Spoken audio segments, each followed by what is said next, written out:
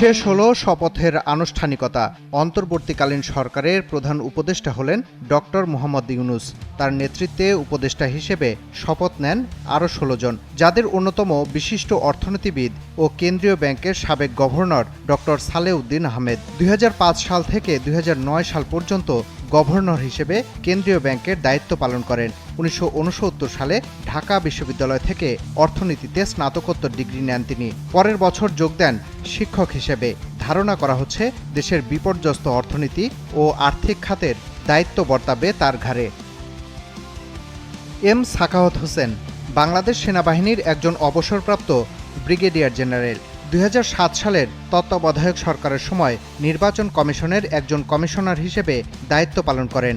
সে সময় দেশে একটি গ্রহণযোগ্য নির্বাচন আয়োজনে কৃতিত্ব অর্জন করেন তিনি। ১৯৭১ সালে বাংলাদেশ স্বাধীন হলে ৭৩ সালে তিনি দেশে ফিরে মেজর পদে কুমিল্লা সেনানিবাসে যোগ দেন। সাম্প্রতিক বৈষম্য বিরোধী ছাত্র আন্দোলনে একজন শিক্ষক ও অভিভাবক হিসেবে শিক্ষার্থীদের পাশে ছিলেন ঢাকা বিশ্ববিদ্যালয়ের আইন বিভাগের শিক্ষক ডক্টর আসিফ নজরুল। হাসিনা সরকারের দমনপীড়ন ও বাক স্বাধীনতার পক্ষে সোচ্চার থাকার মধ্য দিয়ে শিক্ষার্থীদের কাছে আদর্শ হয়ে ওঠেন তিনি। ১৯৬৬ সালের ১২ই জানুয়ারি জন্মগ্রহণ করা আসিফ নজরুল একাধারে লেখক, ঔপন্যাসিক ও রাজনৈতিক বিশ্লেষক। দেশের আলোচিত মানবাধিকার কর্মী আদিলুর রহমান খান, মানবাধিকার সংস্থা অধিকারের প্রতিষ্ঠাতা ও সাবেক ডেপুটি অ্যাটর্নি জেনারেল, তিনিও উপদেষ্টার দায়িত্ব নিতে যাচ্ছেন। সাবেক attorney general AF Hasan Arif Fakhruddin আহমেদের নেতৃত্বাধীন সাবেক তত্ত্বাবধায়ক সরকারের আইন, বিচার ও সংসদ বিষয়ক উপদেষ্টা হিসেবে দায়িত্ব পালন করেন।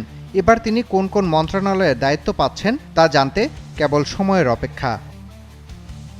দেশের সাবেক পররাষ্ট্র সচিব মোহাম্মদ তৌহিদ হোসেন দক্ষিণ আফ্রিকায় বাংলাদেশের সাবেক হাইকমিশনার।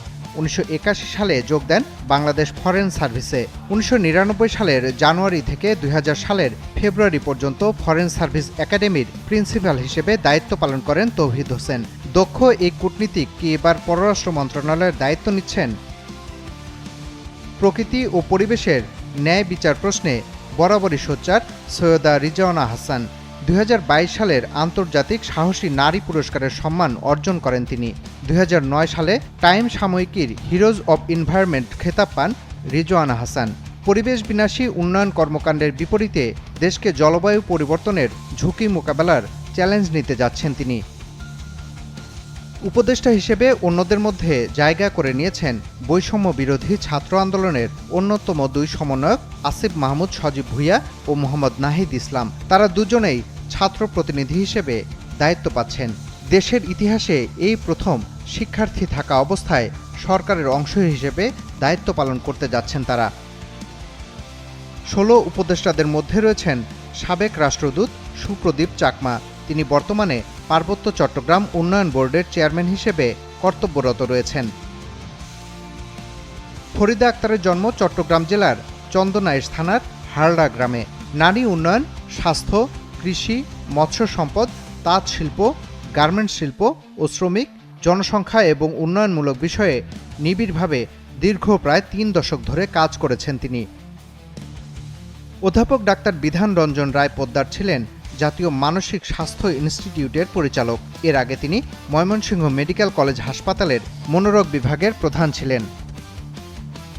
আবুল ফয়েজ মোহাম্মদ খালিদ হোসেন একজন ইসলামী পণ্ডিত। হেফাজতে ইসলাম বাংলাদেশের সাবেক নায়েবে আমির ছিলেন তিনি। গ্রামীণ ব্যাংকের জন্মলগ্ন থেকে প্রফেসর মোহাম্মদ ইউনূসের সাথে দীর্ঘ ২ দশকেরও বেশি সময় কাজ করেছেন নূরজাহান বেগম। নারী উন্নয়নে মাঠ পর্যায়ে কাজ করা একজন মানুষ তিনি। যে ৪ জন অন্তর্বর্তীকালীন সরকারে স্থান পেয়েছেন তাদের অন্যতম ডক্টর শারমিন মুর্শিদ, নির্বাচন পর্যবেক্ষণকারী বেসরকারি সংস্থা ব্রতির প্রধান নির্বাহী কর্মকর্তা তিনি। উপদেষ্টা হিসেবে যুক্ত হচ্ছেন নৌ কমান্ডো ফারুক ই আজম বীর প্রতীক। মহান মুক্তিযুদ্ধে চট্টগ্রাম বন্দরে অপারেশন জ্যাকপটে উপ অধিনায়ক ছিলেন।